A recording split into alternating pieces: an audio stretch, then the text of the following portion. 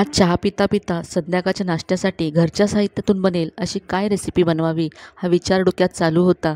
मग ही चमचमीत रेसिपी सुचली आणि मी लगेच किचनकडे वळले. मी 1 कप गव्हाचं पीठ घेतलं. नेहमीचंच जे आपण चपातीसाठी पीठ वापरतो तेच आहे हे. यानंतर यामध्ये चवीप्रमाणे मी मीठ घातलं.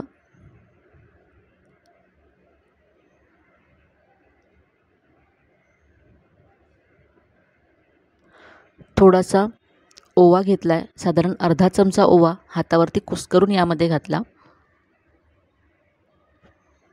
यानंतर 1 चमचा चिली फ्लेक्स घातले.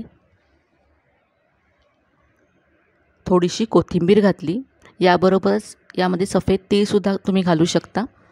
यानंतर 1 चमचा तूप यामध्ये घालायचं आहे. तूप नसेल तर तेल घातलं तरी चालेल. तुपामुळे रेसिपी जास्त खुसखुशीत होते. आता हे सगळं तूप या पिठामध्ये मी मिक्स करून घेतलं. सगळ्या पिठाला व्यवस्थित हे तूप चोळून घेतलं. याची अशी आता मूठ होते, म्हणजे अगदी परफेक्ट आहे हे तूप. मूठ होत नसेल तर आणखी थोडंसं तूप यामध्ये घालावं लागेल. आता यामध्ये पाणी घालून याचा मी गोळा मळून घेतला. जास्त घट्टसुद्धा मळायचं नाही आहे आणि सैलसुद्धा मळायचं नाही आहे.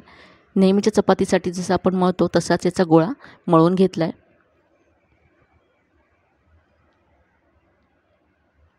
अगदी झटपट होणारी अशी ही रेसिपी आहे आणि चवीला तर अगदी अप्रतिम लागते. तर असा मी याचा गोळा मळून घेतला. आता हे पीठ बाजूला ठेवून देते मी आणि आता सारण बनवूया. तर सारणासाठी सुरुवातीला तयारी करूया थोडीशी. तर इथे मी 1 कांदा बारीक चिरून घेते. पूर्वतयारी केली की झटपट आपण सारण बनवू शकतो. यानंतर थोडीशी कोथिंबीर धुवून घेते.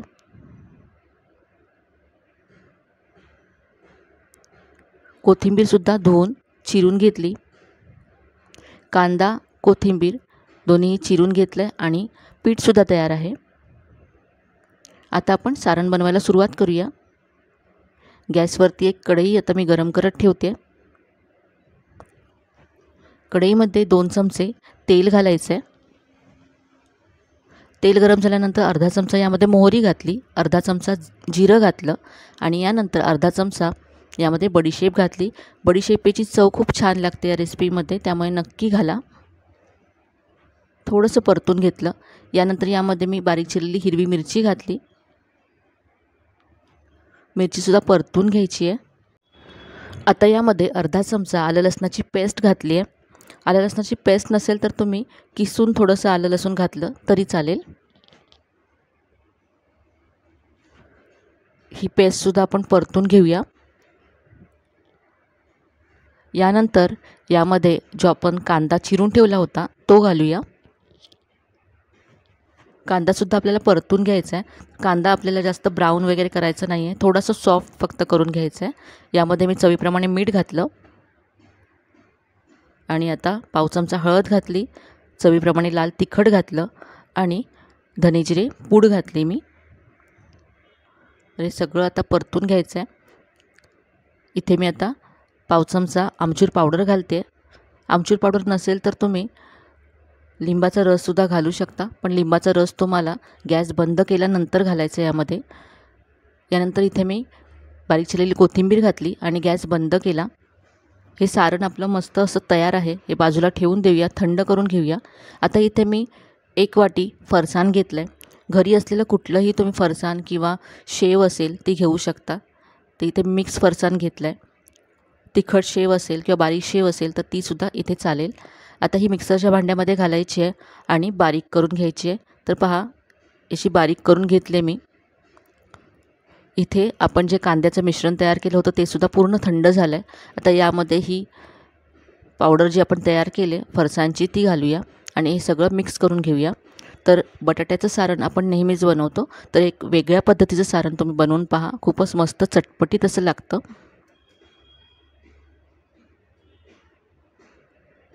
तर हे आपलं सारण तयार आहे. तर इथे आपलं सारण तयार आहे, पीठसुद्धा तयार आहे. तर आता आपण हे पीठ पुन्हा एकदा थोडंसं मळून घेऊया.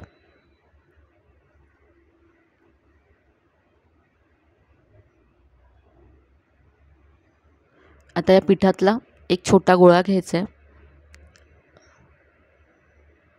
आणि आपण जसं मोदकासाठी पारी वळतो तशी अशी वाटी तयार करून घ्यायची आहे.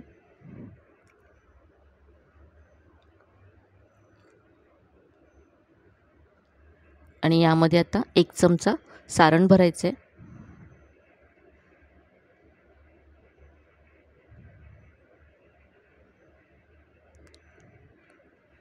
आणि आता मोदकाप्रमाणेच हे आपल्याला असं बंद करून घ्यायचं आहे.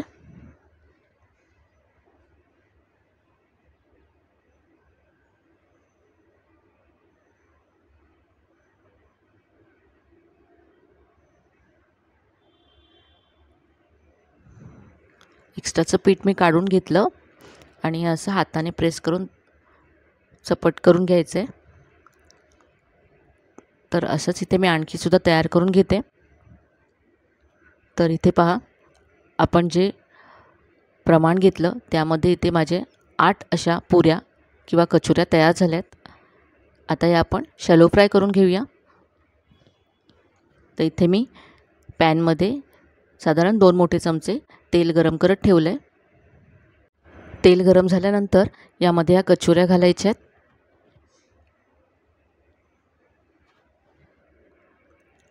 आणि आता याला लगेच आपल्याला उलटायचं नाही आहे.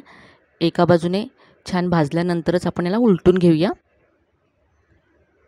तर 2 ते 3 मिनटानंतर याला असं मी उलटलं आहे. यामध्ये आपण जे चिली फ्लेक्स घातले आहेत पिठामध्ये, त्यामुळे दिसायला खूप मस्त दिसतं.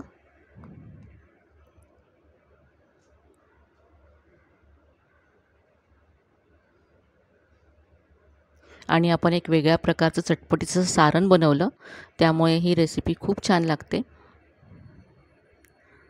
तर असं हे दोन्ही बाजूने छान असं गोल्डन ब्राऊन करून घ्यायचं.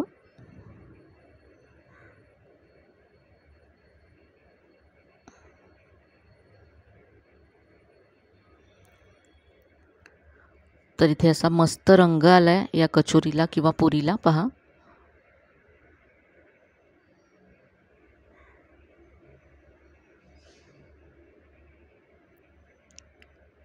तयार आहे हे. काढून घेऊया.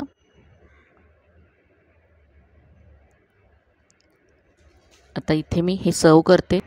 तर इथे मी हे टोमॅटो केचपबरोबर सर्व केलं आहे. तुम्ही कोणत्याही चटणीबरोबर सर्व करू शकता किंवा असंसुद्धा हे खूप मस्त लागतं. तर घरच्या साहित्यातून चमचमीत अशी ही रेसिपी तयार झाली. इथे मी तुम्हाला एक तोडून दाखवते. दोन्ही बाजूने अगदी खरपूस झालं आहे.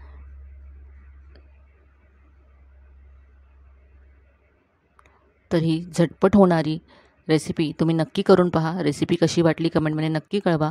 रेसिपी जर आवडली असेल तर व्हिडिओला जास्तीत जास्त लाईक करा, शेअर करा. चॅनलवर नवीन असाल तर चॅनलला सबस्क्राईब करायला विसरू नका. चला तर मग पुन्हा भेटूया अशा छान छान आणि नवीन नवीन रेसिपीसह. तोपर्यंत धन्यवाद.